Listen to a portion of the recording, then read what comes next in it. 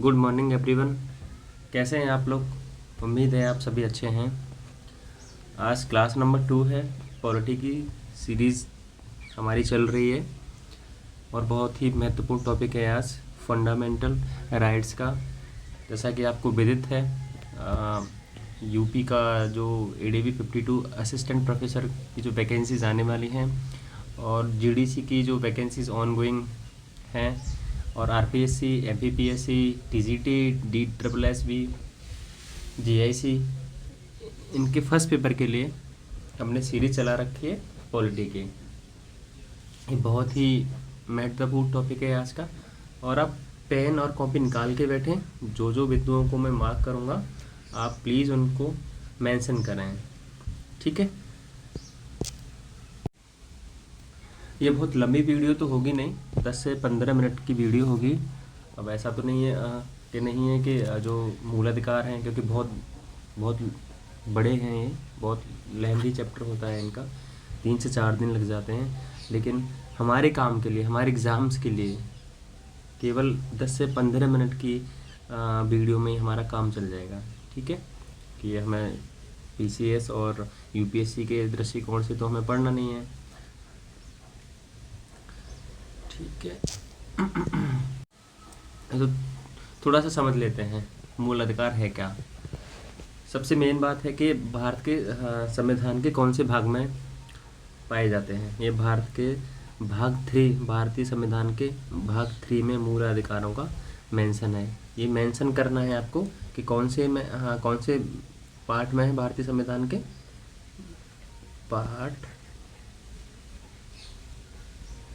3 में इनका उल्लेख है। ये पूछे जाते हैं कि भारतीय संविधान के किस भाग में मूलाधिकार मिलते हैं। तो कौन से में मिलते हैं? भाग 3 में।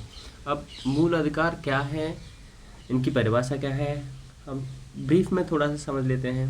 जैसे इस तरह समझ लो कि एक व्यक्ति है, अब उसके विकास के लिए कई सारी परिस्थितियाँ, वातावरण उसके लिए अनुकूल होना चाहिए। जैसे कि एक व्यक्ति को सामाजिक राइट्स मिलें ताकि उससे वो समाज में विकास कर सके। एक व्यक्ति को उसके आर्थिक अधिकार मिल सकें ताकि वो अर्थ कमा सकें, वो आगे गतिशील हो सकें।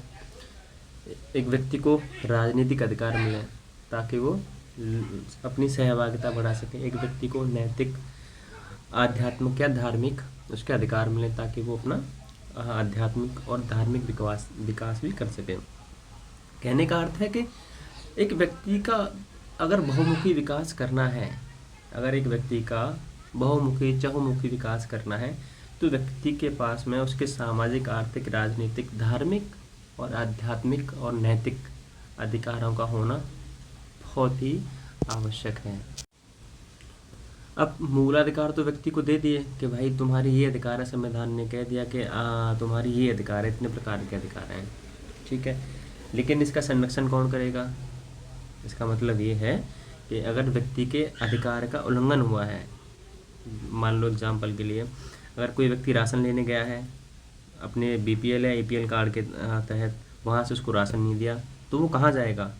वो जाएगा न्यायपालिका में, उच्चतम न्यायालय, जिला न्यायालय या फिर सुप्रीम कोर्ट जाएगा, उच्चतम न्यायालय में, ठीक है। वहाँ से उसको संरक्षण प्राप्त होगा और उसके बाद उसको दोबारा से राशन मिलना शुरू हो जाएगा, ठीक है।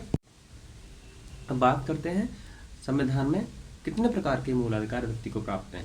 तो 6 प्रकार के, कितने मूलाधिकार हैं व्यक्ति के पास? 6 हैं। जिसमें पहला कौन सा है? एक सेकंड में मार्कर निकाल लेते हैं। पहला है समानता का अधिकार, इक्वलिटी का, जो कौन से अनुच्छेद से कौन से अनुच्छेद तक है? 14 से 18 तक। मैं एक एक करके उसको बताऊंगा अभी। ये याद रखना है, ये पॉइंट याद रखना है कि समानता का अधिकार कौन से आर्टिकल से कौन से आर्टिकल तक है? 14 से 18 तक। दूसरा कौन सा है? स्वतंत्रता का, ये कौन से आर्टिकल से? आर्टिकल 19 से आर्टिकल 22 तक है, ठीक है। तीसरा है शोषण का, ये कौन से आर्टिकल से है? आर्टिकल 23 से आर्टिकल 24 तक। चौथा है धर्म की स्वतंत्रता का अधिकार, आर्टिकल 25 से आर्टिकल 28। 5वां है संस्कृति और शिक्षा संबंधी अधिकार आर्टिकल 29 से आर्टिकल 30। और संवैधानिक उपचारों का अधिकार, ये कौन सा आर्टिकल है? आर्टिकल 32। ये इसको हम क्या कहते हैं? इसको रिट भी बोलते हैं, रिट। अभी जो मैं आपको एग्जाम्पल दे रहा था कि कोई भी व्यक्ति अपने अपने 5 मूलाधिकारों को, ये व्यक्ति के जो ऊपर वाले जो 5 मूलाधिकार हैं, अगर इनमें से किसी का भी हनन होता है तो वो किस आर्टिकल के तहत कोर्ट में जाएगा? तो किस आर्टिकल के तहत जाएगा? सुप्रीम कोर्ट आर्टिकल 32 के तहत अपने अधिकारों के लिए सुप्रीम कोर्ट में जाएगा और बोलेगा कि मेरा इनमें से ये अधिकार का हनन हुआ है। ठीक है, तो व्यक्ति के पास कितने अधिकार हैं? 6 अधिकार हैं। पहले 7 थे, लेकिन ये पॉइंट मेंशन करना है, पहले 7वां था कि 44 कॉन्स्टिट्यूशन अमेंडमेंट के तहत 1978 में जो हमारा जो संपत्ति का अधिकार था उसको क्या कर दिया है? हटा दिया है। कहाँ से? मूलाधिकारों से हटा दिया है। ठीक है, मैं कंफ्यूजन नहीं होना है। अब संपत्ति का अधिकार क्या है? अब संपत्ति का अधिकार, अब जो संपत्ति का जो अधिकार है, जो संपत्ति का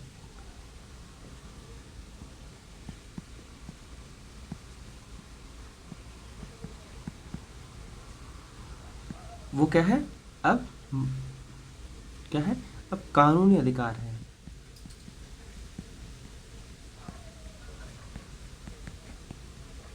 अधिकार है प्लस संवैधानिक अधिकार भी है। संवैधानिक अधिकार भी है।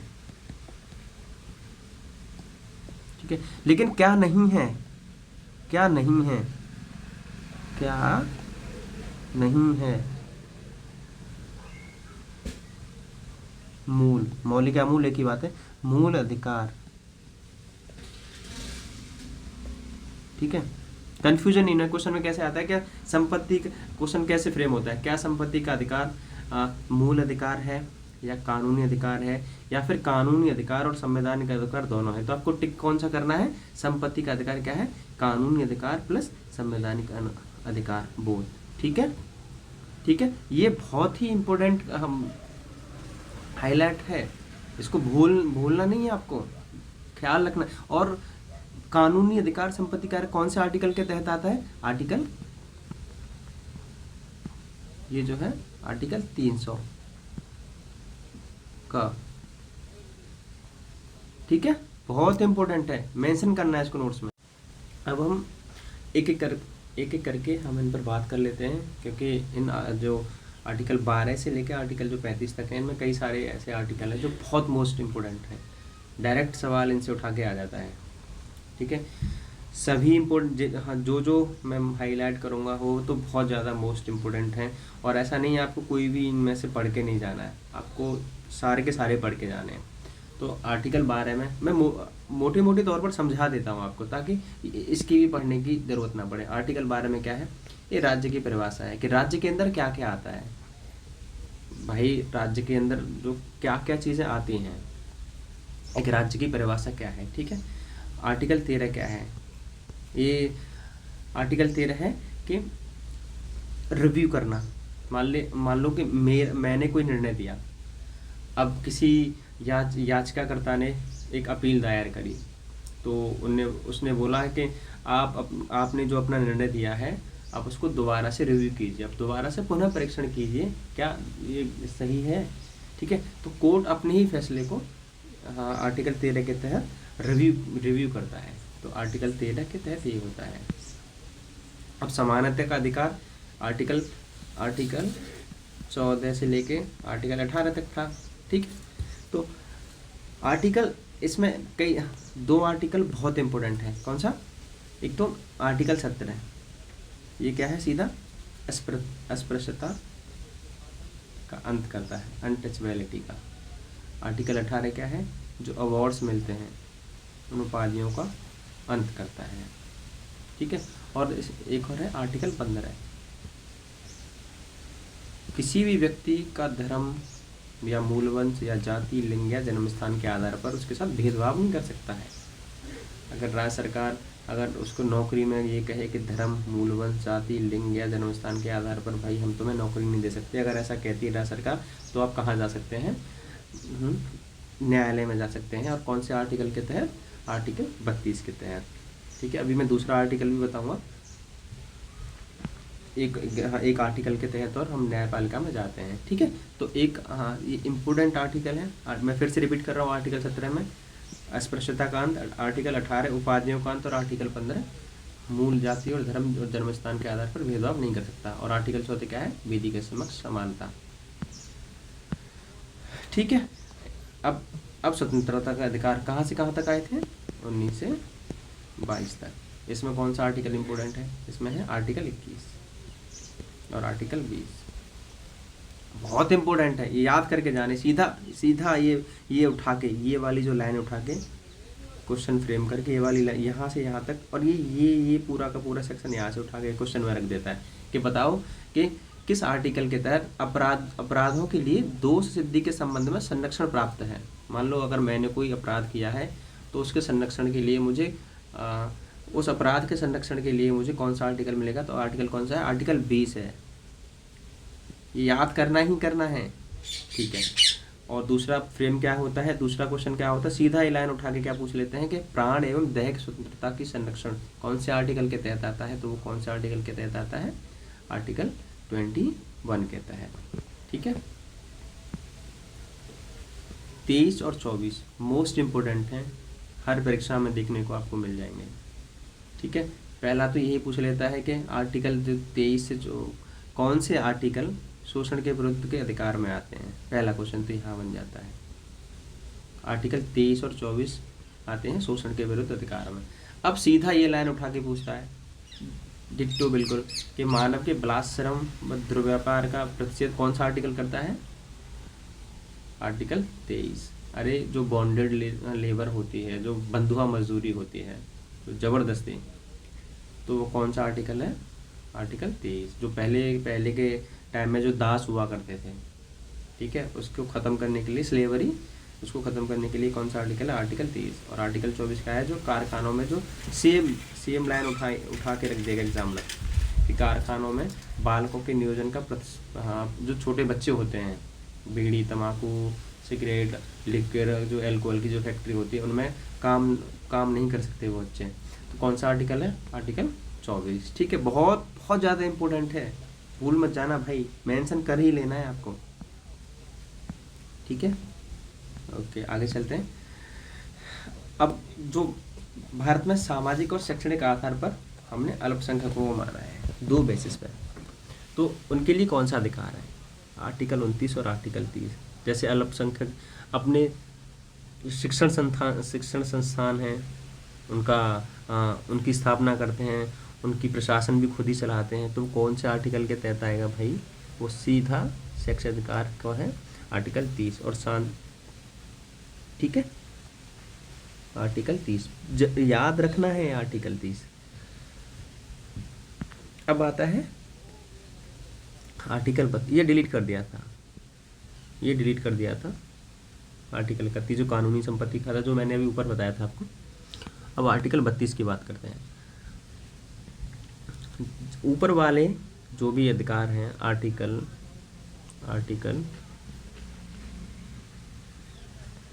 14 से लेके और आर्टिकल 30 तक,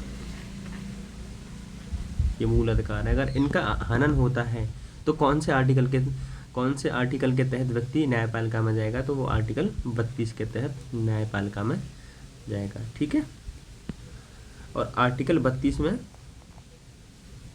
आर्टिकल 32 में आर्टिकल 32 में 5 प्रकार की रेटों का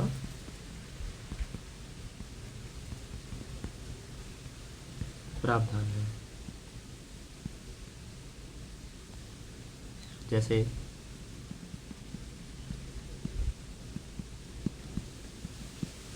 परमादेश हुआ,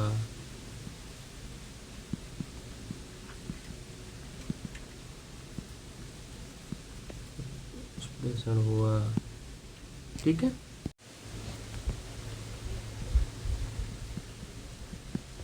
बंदी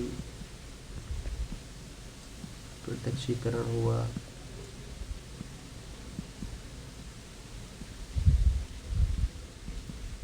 अधिकार सुरक्षा और प्रतिषेध।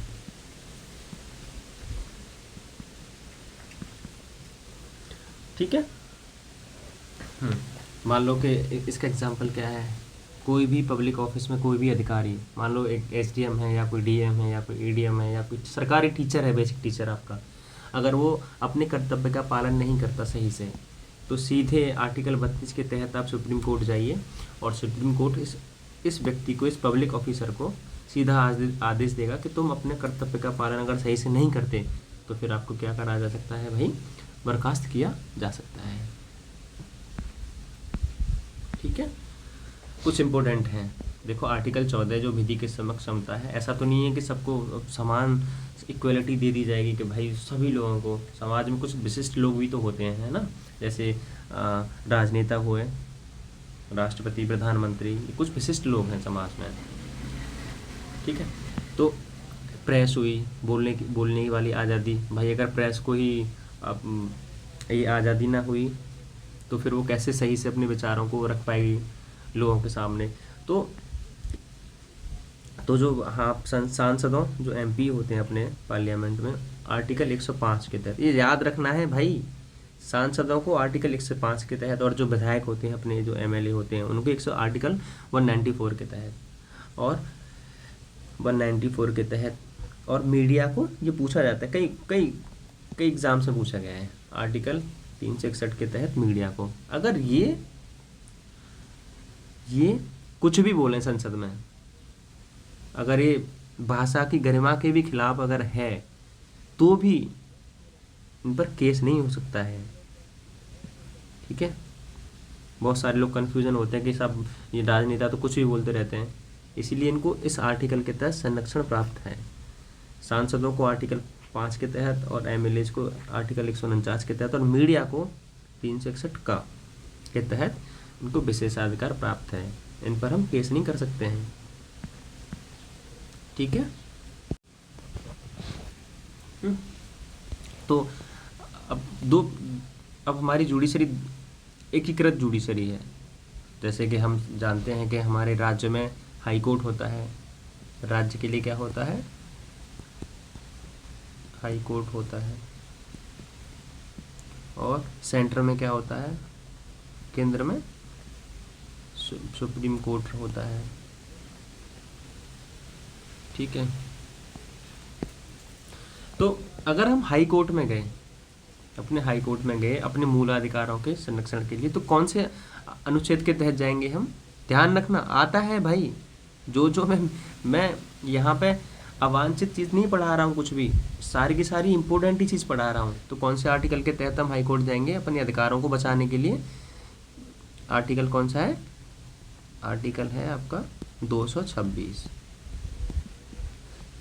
उच्च न्यायालय। कंफ्यूज नहीं होना उच्चतम और उच्च न्यायालय में, उच्च न्यायालय। और सुप्रीम कोर्ट में हम अपने अधिकारों को जाएंगे बचाने, तो कौन सा आर्टिकल होगा, आर्टिकल अभी 32, क्योंकि इसमें 5 प्रकार की रिट दे रखी हैं। और सेम रिटों का भी यूज़ उच्चतम न्यायालय करता है, अब सेम रिटों का यूज़ सुप्रीम कोर्ट करता है। ठीक है। तो सुप्रीम कोर्ट में जाएंगे तो कौन से आर्टिकल के तहत जाएंगे, आर्टिकल 32 के तहत। अगर हाई कोर्ट में जाएंगे तो कौन से आर्टिकल के तहत जाएंगे, तो आर्टिकल 226 के तहत। क्लियर है। ओके। मोस्ट इम्पोर्टेंट क्वेश्चन जो बन सकते थे एग्जाम में। ठीक है। लो जी, ये ऊपर ही एक क्वेश्चन में भी आ गया। तो पहला क्वेश्चन क्या है, कौन से अनुच्छेद के तहत सुप्रीम कोर्ट और हाई कोर्ट रिट जारी करते हैं। तो मैं जैसे कि आपको पता है कि कौन सा आर्टिकल है जो सुप्रीम कोर्ट रिट के लिए जारी करता है, वो आर्टिकल क्या है, 32, 32। और हाई कोर्ट कौन सा करता है, आर्टिकल 226। आ गया समझ। क्वेश्चन नंबर दूसरा, किस अनुच्छेद के तहत अनुसूचित जाति, शेड्यूल कास्ट और जनजाति, शेड्यूल ट्राइब को मौलिक सामाजिक, आर्थिक, राजनीतिक और सांस्कृतिक अधिकार प्राप्त है? तो वो कौन से आर्टिकल से प्राप्त है इनको? SC और ST को आर्टिकल 17 के तहत। ठीक है, नेक्स्ट क्वेश्चन है, इस संविधान में मूलाधिकारों का संरक्षण किसे माना है? अब वही तो मैं बता रहा था आपको इस डिस्कशन से कि जो हमारे मूलाधिकार हैं उनका संरक्षण कौन है, तो वो कौन है भाई? न्यायपालिका है। ऐसा मत कर देना कि राष्ट्रपति को कर दो या संसद को कर दो या फिर गवर्नर को कर दो या फिर प्रधानमंत्री को कर दो, नहीं, हमारे मूलाधिकारों का संरक्षक कौन है? न्यायपालिका। ठीक है, क्वेश्चन नंबर चौथा, मौलिक अधिकार वाद योग्य है। देखो इसको कैसे समझें। वाद योग्य का इंग्लिश में मतलब होता है जस्टिसिएबल।